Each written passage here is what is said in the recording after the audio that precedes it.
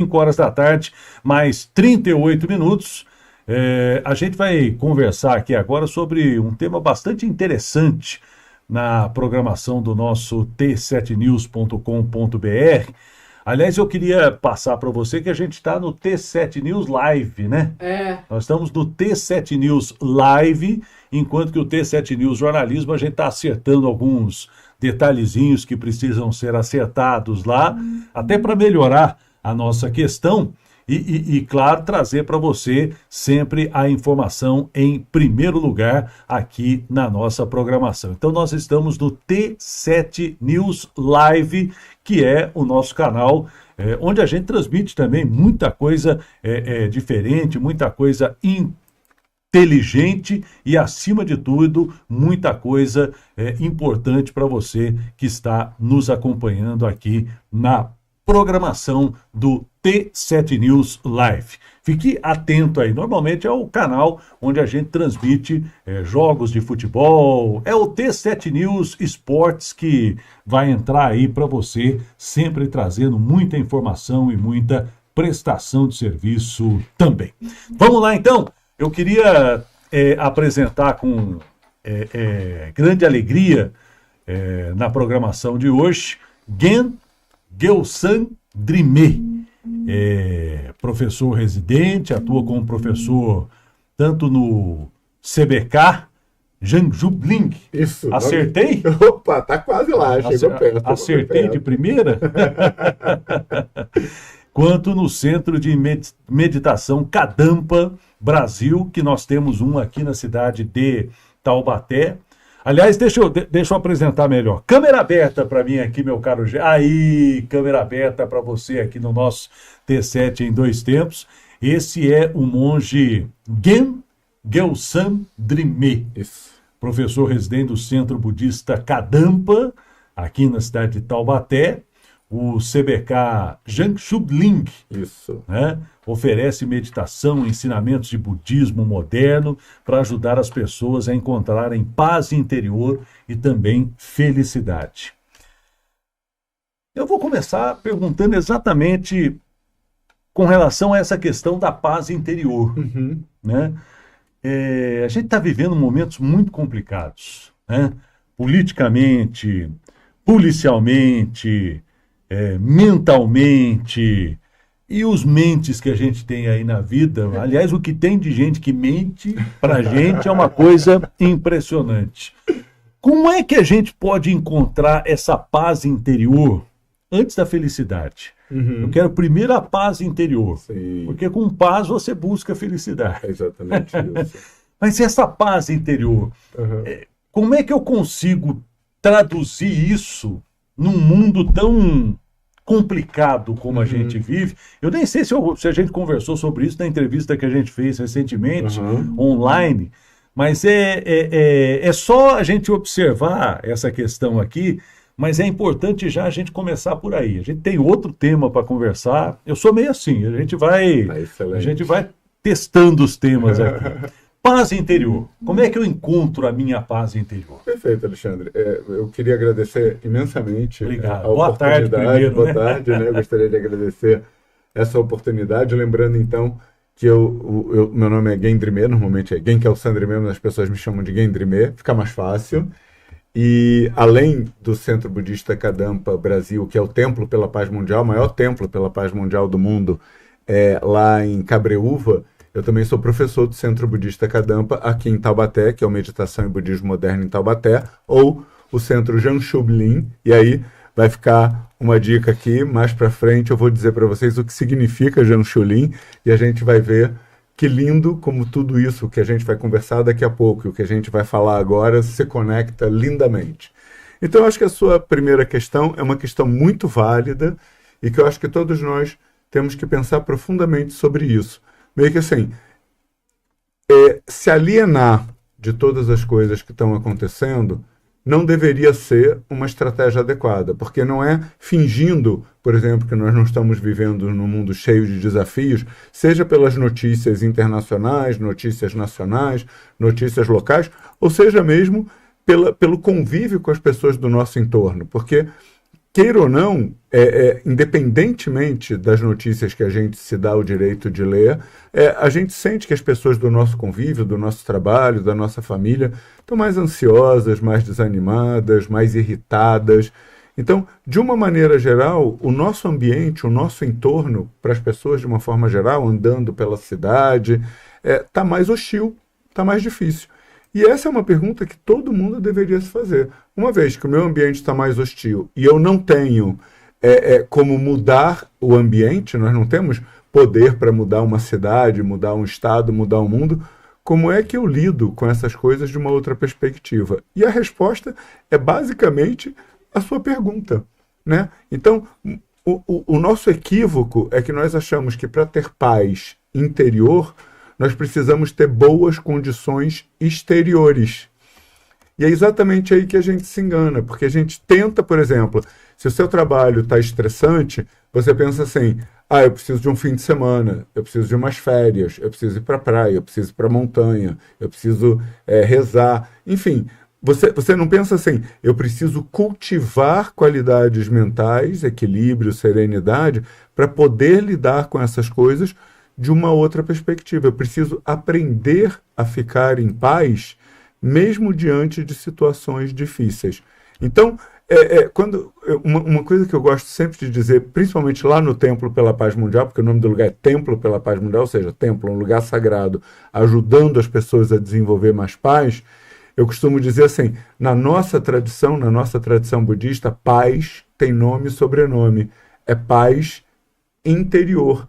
Então, todos nós temos uma mente, ou um conjunto de sentimentos na altura do coração, onde potencialmente nós podemos desenvolver essa qualidade, a capacidade de nos manter equilibrado ante a qualquer coisa. Só que tem uma pequena questão, a gente não pratica. Então a gente não vive muito diferente dessa perspectiva de um animal. Ou seja, se um animal, você dá um ambiente adequado para ele, ele fica bem, tranquilo, amigável, sereno. Se ele encontra qualquer barulho, como fogos ou muita agitação, ele se agita e às vezes fica até violento. Infelizmente, Alexandre, eu acho que a maior parte das pessoas não vive muito diferente disso. A boa notícia é que os animais, infelizmente, eles não podem aprender a fortalecer a sua mente. Nós, seres humanos, podemos. Então, na medida em que eu entendo isso e exercito a minha mente, aumentando a minha capacidade de me manter sereno, equilibrado, positivo, mesmo diante de desafios enormes, o meu problema, o verdadeiro problema, que é a minha incapacidade temporária de lidar com as coisas, desaparece. Então, a maneira de você ter mais paz interior, e como você já observou, que para nós é a base para a felicidade, não é ter dinheiro, não é ter saúde, não é ter relacionamento, não é ter família, porque tem gente que tem todas essas coisas e ainda assim não é feliz. Agora, quando nós estamos em paz, qualquer uma dessas condições ou a falta delas pode ser vivida de uma perspectiva positiva. Então, a paz interior, como ela é interior, ela precisa ser cultivada através de métodos interiores, que para nós é a prática da meditação. É assim que nós fortalecemos a nossa mente. Outra coisa que eu costumo dizer, sem misticismo religioso, por exemplo, se você quer ter músculos fortes, você pratica musculação. Se você quer ter uma mente forte, o que significa equilibrada ante a qualquer situação, notícias ruins, situações desafiadoras, como nós vamos ver daqui a pouco quais são as situações desafiadoras nessa época do ano, né? Então você precisa realmente gostar da ideia de se familiarizar com esse estado mental, e essa é a função da meditação, e é isso que nós ensinamos aqui em Taubaté. A gente está há 35 dias do final, né, desse ano de 2025 para a entrada de 2026. Na realidade, como eu costumo dizer aqui, não muda absolutamente nada. Muda só um númerozinho, né? Aquele númerozinho do contador, né, que passa de 5 para 6. Só isso. Mas é um período novo que vai começar na vida da gente. E muitas pessoas, Gui, associam o final de ano a um período de felicidade e celebração. Isso é absolutamente normal, mas também podem enfrentar estresse, ansiedade, conflitos familiares. Sim. É uma coisa impressionante como tem conflito familiar nessa época do ano. Então, de uma perspectiva budista, como é que a gente pode nos preparar, então, mentalmente para lidar com essa dualidade? Muito bom, excelente. Essa é a pergunta que nós vamos responder nas duas próximas atividades aqui em Taubaté. Então, toda quinta-feira, de 19h30 às 20h45, nós temos aulas com meditação. E nessas duas aulas, na de amanhã e na de quinta-feira que vem, eu vou aprofundar esse tema que nós vamos começar a tratar agora. Mas eu estava até comentando com o pessoal antes dessa nossa conversa, que essa nossa conversa já vai ser um enorme spoiler sobre as aulas. Então, assim, quem gostar da perspectiva vai poder ouvir mais sobre isso e aprender meditações que vão nos ajudar a lidar com essas questões de final de ano. Então, o primeiro ponto não é nem tanto pela data. Eu acho que a data, o fato de ser final de ano, como você falou, como as pessoas acreditam no numerinho, no númerozinho, né? Então, elas começam, o que vai ser de mim no ano que vem. Eu acho que tem uma ou outra pessoa que fica um pouco mais ansiosa em relação a isso, mas isso desmonta fácil. É só para você lembrar, janeiro, fevereiro, março é uma mera convenção, né? Então, assim, é só uma questão de você caminhar interiormente. Mas tem um ponto relacionado a essa época do ano que sim nos desafia um pouco mais. Porque por conta das festividades, nós encontramos com mais pessoas. Então você imagina, se você já está com uma mente que não está totalmente equilibrada e você encontra com outras pessoas que não estão com mentes tão equilibradas, encontra com mais frequência, com mais pessoas. Então nós temos, por exemplo, as reuniões do clube, as reuniões dos grupos, as reuniões dos ex-alunos, as reuniões dos alunos, as reuniões de família, as reuniões da galera da academia, as reuniões de trabalho, enfim, tem as reuniões das ONGs que a gente frequenta, enfim, tem várias reuniões onde a gente encontra várias pessoas e passa por várias situações. Então, onde tem pessoas, tem potencial conflito. E onde tem pessoas também tem potencial desenvolvimento de melhores relacionamentos. Mas, infelizmente, para mentes destreinadas, eu diria que tem potencial conflito. Então, não é pelo final de ano, mas pelo que o final de ano significa para as pessoas. Então você acaba indo encontrar com essas pessoas com estados mentais, eu diria frágeis. Então, por exemplo, você chega num determinado lugar e uma pessoa está se comportando inadequadamente, a sua resposta, sei lá, ou porque ela bebeu demais, ou porque ela está falando muitas coisas com as quais você não concorda, ou porque ela está sendo realmente deselegante ou agressiva, imediatamente essa atitude da pessoa para uma mente fraca faz com que ela passe a parecer que ela detonou a sua festa. Porque assim, fulano acabou com a minha festa. Mas na realidade o que acaba com a sua festa é a sua incapacidade de lidar com esse fulano ou da maneira como ele está se comportando. Então o que nós precisamos entender, Alexandre, eu acho que essa vai ser a grande contribuição, tanto na aula de amanhã, onde eu vou falar quais são os métodos para a gente reduzir essa sensação de sofrimento. E, efetivamente, quais são algumas meditações na próxima quinta-feira, de amanhã uma semana, onde nós podemos ver todas essas perspectivas práticas que acontecem na festa, quando a gente desenvolve orgulho, quando a gente desenvolve raiva, quando a gente desenvolve apego. A gente pode passar por alguma delas agora, porque é super divertido. Acontece tudo isso numa festa. Durante uma festa, a gente desenvolve orgulho, desenvolve raiva, desenvolve apego, né? A gente tem assim, todas as possibilidades de desenvolver mentes negativas. E aí, como nós devemos perceber o surgimento dessa mente e reduzir isso para que a gente viva bem a situação, independentemente de como as pessoas estão se comportando, e principalmente use esse comportamento para se aprimorar, para crescer. Porque se cada festa, cada relacionamento, cada interação no trabalho, na família, que uma pessoa se comportar mal, você bloquear a pessoa, nossa, como é que a gente vai acabar? Muita gente. A pergunta que eu faço é assim, se todo mundo que você interage em algum momento te desapontar e você bloquear, como é que você vai acabar? possivelmente sozinho. Sozinho, né? Essa é a realidade. Um dos grandes desafios dessas reuniões familiares, você acabou de falar, são aquelas perguntas indelicadas sobre relacionamento, trabalho, plano futuro, umas coisas assim que às vezes a pessoa pergunta, às vezes até sem querer. Sim. Sem querer, mas acaba perguntando. Qual seria a abordagem para responder a essas perguntas sem perder a calma e sem criar atrito? Legal. Você sabe que eu tenho pensado muito numa maneira de explicar para as pessoas, porque assim, no fundo é isso que a gente vive, a gente procura usar as situações da vida, as boas, as cotidianas neutras e essas situações desafiadoras, sempre como oportunidades de desenvolvimento humano. Então, aumentando a nossa sabedoria, aumentando a nossa paciência, aumentando a nossa compaixão, aumentando o nosso amor e tentando perceber o surgimento de mentes negativas, como eu já citei, e reduzindo. E uma maneira para mim de explicar isso do ponto de vista de sentimento, e eu espero que isso faça sentido para os jovens, porque eu mesmo nunca fui muito gamer, mas eu fico pensando assim, eu acho que nós temos que entender todas essas situações familiares, principalmente no fim de ano, como um game. Então, por exemplo, no game, você não se irrita se a pessoa está atirando em você. A pessoa que está atirando em você no game é a pessoa que você vai usar para ter mais habilidade.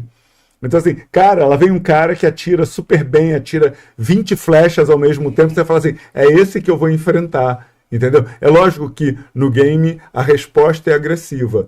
Na vida, eu acho que a resposta precisa ser compassiva e com sabedoria. Então, por exemplo, eu acho que quando uma pessoa vem com uma pergunta que aparentemente soa desagradável para você, a primeira coisa que eu acho que uma pessoa despreparada faz é achar que a pessoa está mal intencionada. E no fundo, Alexandre, se a pessoa está mal intencionada ou se ela só está sendo inabilidosa, é um problema de quem?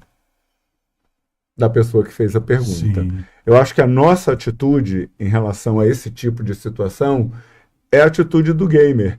É meio que assim, como é que eu transformo essa aparente agressão que eu estou recebendo, seja motivado por uma má intenção, seja por uma inabilidade, em algo que fica útil para mim e para a pessoa. Então, para mim, isso está rodando o tempo todo, meio que assim, ao invés de ficar querendo que as pessoas se comportem adequadamente em relação a mim, ou em relação ao tipo de conversa que eu gostaria, é meio que assim, uma vez que a pessoa trouxe a conversa, como eu habilidosamente conduzo essa conversa na direção de ser positivo para a gente. Então, sei lá, vamos pegar um exemplo. Supondo que você batalha contra o seu peso. E você passou o ano todo tentando fazer algum regime e, na verdade, você não foi muito bem sucedido. E a primeira coisa que aquele parente que você normalmente não gosta de encontrar fala assim, caramba, você engordou.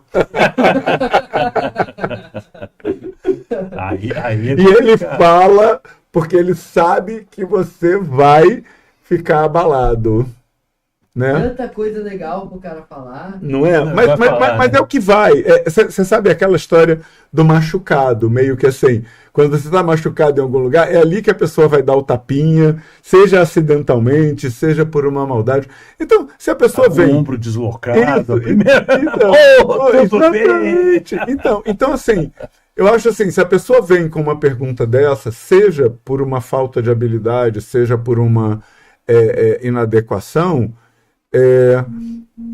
você pode, em vez de levar para o pessoal, você pensa assim, eu estou aparecendo como uma pessoa que ganhou peso na visão dessa pessoa. E aí você lida com isso da maneira mais leve possível, do tipo assim, a minha fofura continua presente, mas minha meta, sei lá, para o próximo ano é meio que me desfazer de parte dessa fofura, sem mantendo meu coração aquecido, e pronto, e leva. Eu acho que em vez da gente ficar batendo boca, porque normalmente essa não seria a nossa resposta, né? Normalmente a resposta seria gorda é sua mãe, entendeu? É mais ou menos assim. Aliás, quando é interessante isso que o Gen está falando, o monge Gen Drimé está falando, eu gosto do nome dele, porque é um nome bom de falar, né? Eu me lembrei aqui a Bíblia branda, ela desvia o furor. Excelente. Exatamente. Isso. A palavra dura suscita a ira, né? Então a língua dos sábios adorna a sabedoria, mas a boca dos tolos derrama a estultícia, ou seja, aquilo que não presta. Então Sensacional, é convergiu. você, exatamente isso. A hora que você estava falando, me veio exatamente esse versículo da Bíblia na cabeça, porque a gente precisa aprender a responder. A gente precisa aprender que não é a briga, ela começa dentro do interior da cabeça. Eu costumo dizer várias vezes, e às vezes em reuniões, em palestras, às vezes eu falo, olha, eu não tenho ouvido seletivo. Não tenho. Excelente. Eu tenho um cérebro fechado. Eu costumo dizer, o meu ouvido é fechado. A gente normalmente fala, entrou por aqui, saiu por aqui. Eu costumo explicar o seguinte, tudo que entra por aqui, passa por aqui e Lindo. há uma maquinação. Então, o que você ouve aqui vai maquinar aqui e vai sair aqui, mas antes antes vai sair de outro jeito. Né? Então, a gente precisa aprender a primeiro ouvir, depois, né, sentar e analisar o que você ouviu. Se você não tem esse ouvido fechado. Se tiver ouvido fechado, beleza, você não vai nem ligar, né? Agora, essa questão é muito interessante. A resposta branda desvia o furor. Isso. O ponto que talvez a gente traga de interessante é assim, eu concordo plenamente com essa citação e converge. A questão é sempre o como, né? Então, assim, intelectualmente, a gente entende que essa é a melhor resposta a ser dada, mas a gente não tem capacidade de fazer isso. E é aí que entra a meditação. Se você não pratica anteriormente, se você não aprende a... Por exemplo, quando você falou, você ouve, senta, você ouve, processa. Esse momento ouve, processa, ouve, senta, ouve, percebe, é o que você adquire com a prática da meditação. Então, sem a prática da meditação, sem você previamente aprender... Eu acho que a gente está indo bem numa linha bem interessante mesmo. Você, como jornalista, possivelmente você desenvolveu a habilidade de ouvir. Eu não sei se você já tinha algum talento ou não antes de desenvolver a sua profissão, mas seguramente, depois que você virou jornalista, você aprendeu muito mais fortemente a ouvir o que as pessoas falam e transformar isso, seja em conhecimento e habilidade, seja numa conversa mais produtiva para quem está te olhando. Isso precisa ser desenvolvido. E você fez isso através de estudar técnicas de ouvir, do ponto de vista convencional, possivelmente, eu não sei porque eu não sou jornalista, mas eu digo assim, do ponto de vista mental, essa habilidade de ouvir e ter o momento de vou processar e qualquer que seja a resposta, ela virá de uma maneira serena e construtiva. E serena e construtiva significa, a grosso modo, genericamente falando, com compaixão, ou seja, preocupado em não causar um mal-estar em quem vai ouvir, mesmo que a intenção dessa pessoa fosse negativa, e com sabedoria, ou seja, no intuito de não transformar algo que começou como um problema numa questão ainda maior. Então, para nós, a compaixão, a sabedoria e o equilíbrio são qualidades que a gente desenvolve necessariamente através de meditação. E aí é lógico, se a gente não treina, é um pouco como andar de bicicleta. Todo mundo sabe o que precisa fazer para andar de bicicleta. Mas quando é que você aprende a andar de bicicleta? Quando senta na magrela. E caindo. Por exemplo, podemos falar sobre isso também. Se você tomar um tombo numa festa, no sentido, alguém falou grosseiramente com você e você respondeu grosseiramente, como essa queda pode te ajudar a não incorrer em novas quedas daí para frente. Essa é uma outra coisa interessante também. É bom porque eu estou aproveitando essa conversa para aprofundar ainda mais o tema da aula que eu vou dar na outra quinta-feira. Eu estou aqui mentalmente anotando, tipo assim, pontos a aprofundar na próxima aula. Agora, é interessante quando a gente fala de meditação, porque de que maneira que a gente pode, por exemplo, usar a meditação para aceitar e aprender com as experiências do ano que passou. Foi um ano muito complicado, foi um ano muito difícil. Os últimos anos têm sido muito complicados, desde a pandemia que a gente viveu em 2019, 20, 21, 20, né? 2019 começou, mas pegou a gente mesmo em 2020.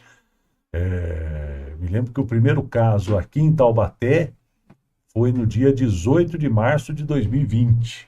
Estava no ar, né? Inclusive nesse dia, fazia um programa à noite na Rádio Fusora aqui em Taubaté, na 99 FM, quando surgiu a informação do primeiro caso. Então, 2021 e 22 foram os anos mais terríveis. Então, a gente tem vivido anos muito complicados. Então, como é que a meditação pode... como é que a gente pode usar a meditação, então, para aprender com as experiências que a gente teve no ano, em vez da gente se apegar a essas experiências? O grande problema é você se apegar às experiências, né? Eu costumo dar o exemplo de um problema. Bom, o entrevistado aqui é o Drimê. Mas eu costumo dar o exemplo de um problema, quando você pega o problema é um bebê. Mas aquele problema é tão seu que você cuida daquele problema como se fosse um bebê. Você troca a fraldinha do problema, o problema vai crescendo. Eu já usei isso também em algumas palestras, né? Mas o problema vai crescendo, você troca o berço para a cama, né? O problema cresce, vai crescendo, tal, né? Faz festa de 15 anos para o problema vai namorar, o problema vai noivar, o problema casa e traz outro problema. Às vezes vários. Né? E aí vem os probleminhas desse casamento. Então, é uma questão muito séria. Você se apega nas coisas, que é uma coisa impressionante, né? E você sente culpa por isso. Você se sente culpado por estar apegado a essa questão, né, que você passou durante o ano, e isso vai te acompanhar nos próximos anos, e não consegue se livrar daquilo, né? Como? Né? Então, lógico que a gente tem a solução. E é por isso que eu venho sempre muito feliz refletir sobre essas coisas, porque é isso que eu acho. Quando a gente fala assim, eu sou um monge budista Kadampa, parece que a gente está falando de religião. E muitas vezes eu digo nas nossas aulas, tipo assim, lamento decepcioná-los, mas não é uma aula de religião budista, mas como a filosofia budista que vem dos ensinamentos associada à meditação nos ajuda a ter uma outra perspectiva das coisas. Então, o ponto Alexandre, é um passinho um pouco para trás, né? Por exemplo, quando as pessoas vão passar o final de semana lá no templo, o primeiro conselho que eu dou para elas é assim: os seus problemas, o cara de 18 anos, ou sei lá o quê, vão ficar do lado de fora. Fica fora. Nesse sábado e nesse domingo. Não entra aqui. O que você vai fazer aqui nesse sábado e domingo é mudar a sua mente, é mudar a maneira como você sente. Ou vai começar a aprender a mudar a maneira como você sente ou percebe as coisas. E aí você volta e descobre que aquela coisa que você criou como um problema a vida toda, na realidade é só mais um fato da vida. Então, basicamente, é assim, nós passamos a vida olhando para as coisas. Eu gosto assim, eu sempre enxerguei muito mal, agora eu estou enxergando melhor.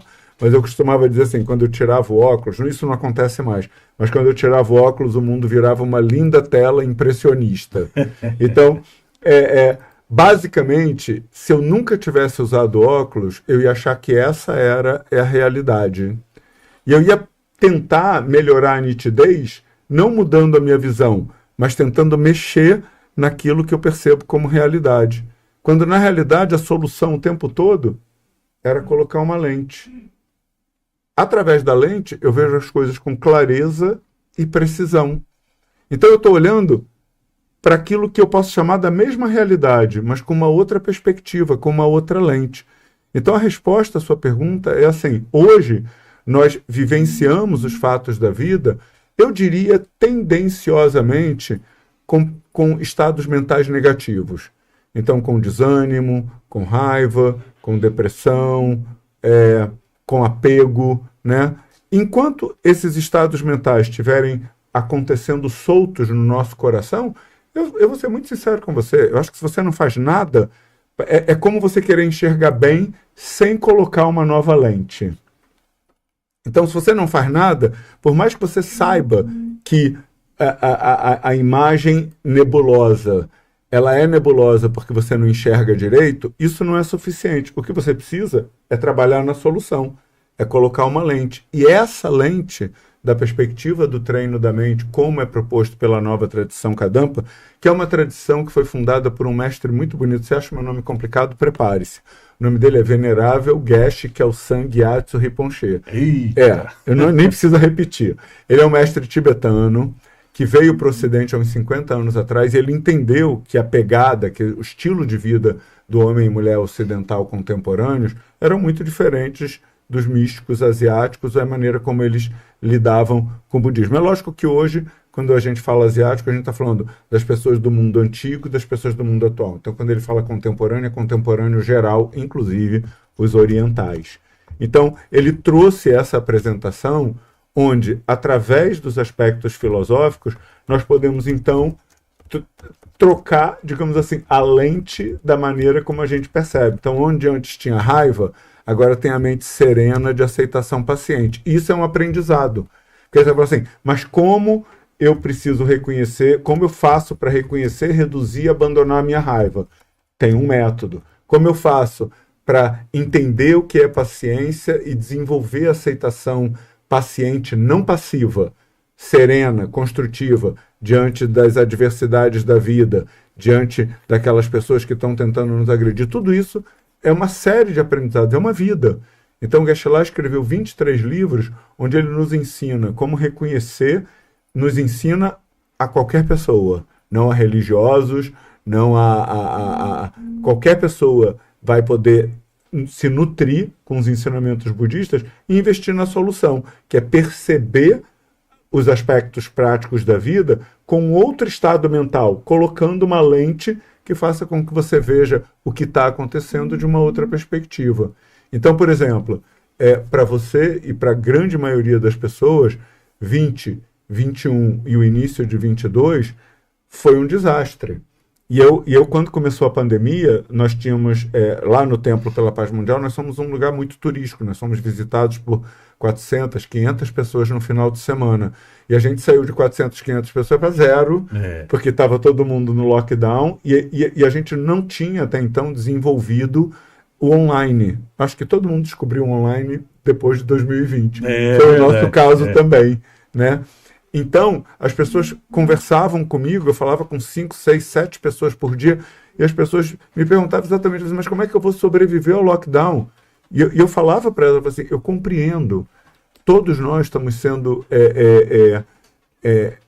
compelidos, estamos sendo levados a correr uma maratona para a qual a gente não se preparou. Então, assim, dor na perna é esperado. Só que assim, você vai ter que ter calma, e enquanto você sente essas dificuldades porque surgiu um contexto, uma conjuntura para o qual você não está preparado, você vai fortalecendo a sua mente. Você vai meditando, vai vendo que não é nenhum problema ficar sozinho. Solidão ou solitude depende do estado mental com que você vivencia o fato de não estar convivendo com outras pessoas. Se você tem uma dependência de conviver com outras pessoas, você vai viver solidão.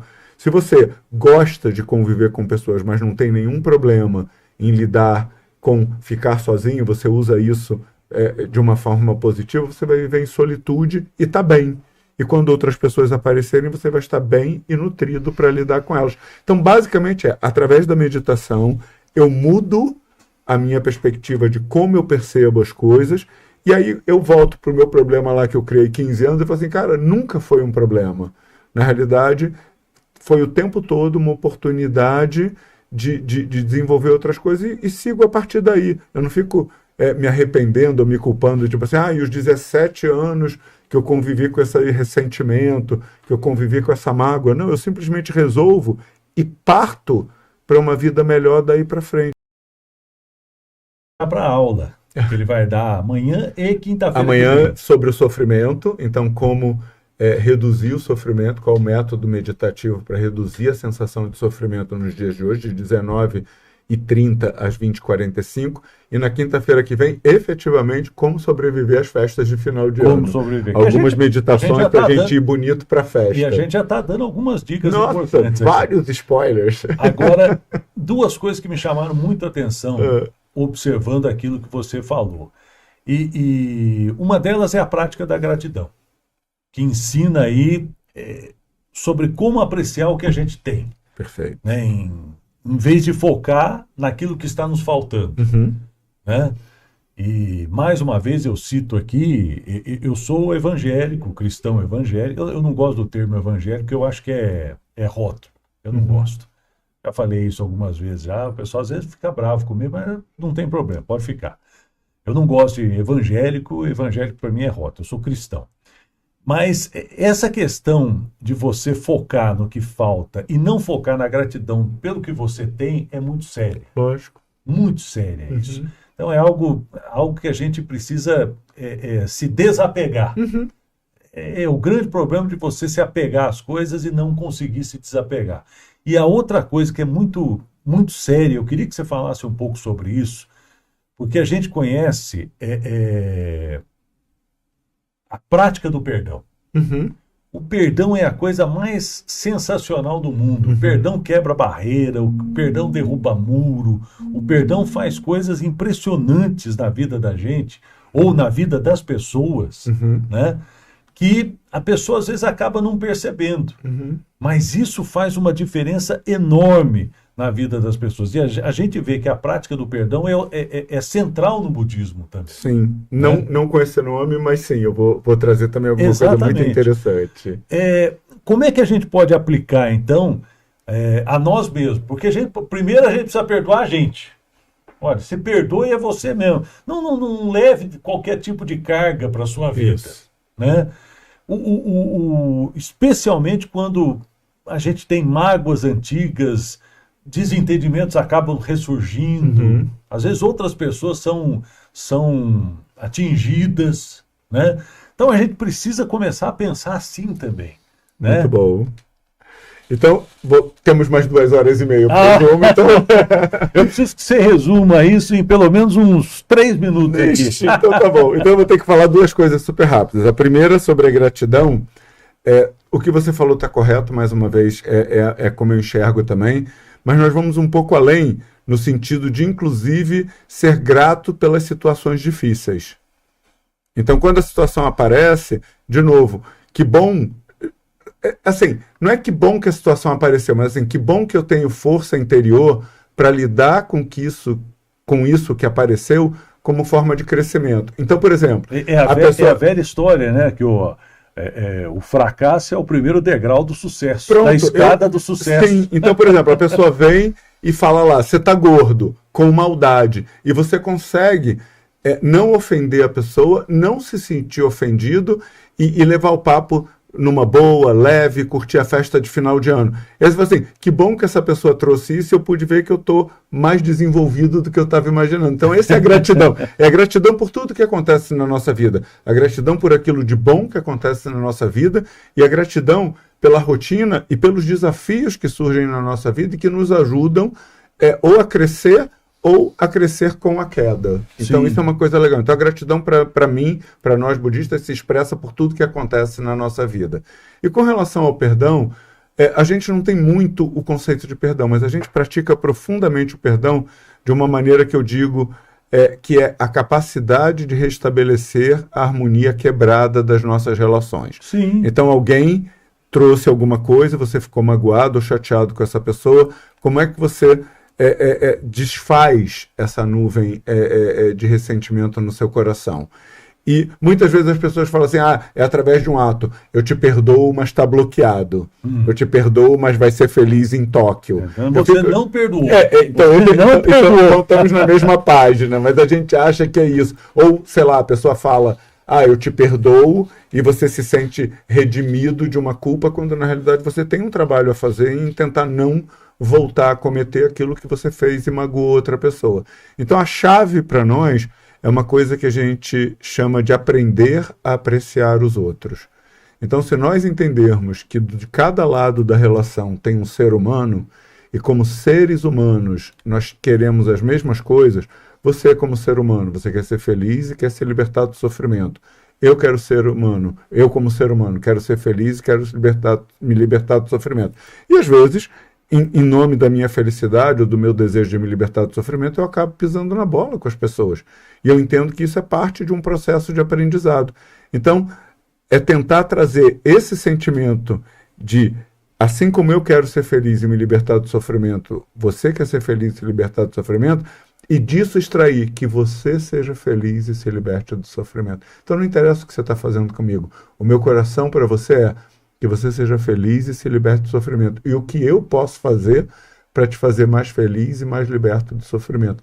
Isso para nós é o verdadeiro perdão. Sim, sim. Então quando eu penso em você, quando eu penso no Alexandre, quando eu penso nas pessoas da minha família, quando eu penso nas pessoas do meu trabalho, imagina você ir para as festas. Olha que lindo fecho. Muito obrigado por ter trazido esse ponto. Você ir para uma festa de fim de ano, para uma confraternização de trabalho, com esse desejo, cada pessoa que você encontrar, você gerar o desejo espontâneo, que você seja feliz e se liberte do sofrimento. Nem vai ter chance para perdoar, porque se você realmente mantiver essa atitude que nós chamamos amorosa, que você seja feliz, ou compassiva, que você se liberte do sofrimento no seu coração, sequer você vai ter conflitos de relacionamento. Talvez as pessoas venham armadas, mas você está completamente leve e desarmado, e para mim esse é o perdão, porque uma atitude como essa supera qualquer desavença do passado e previne qualquer eventual dificuldade que pode haver de relacionamento.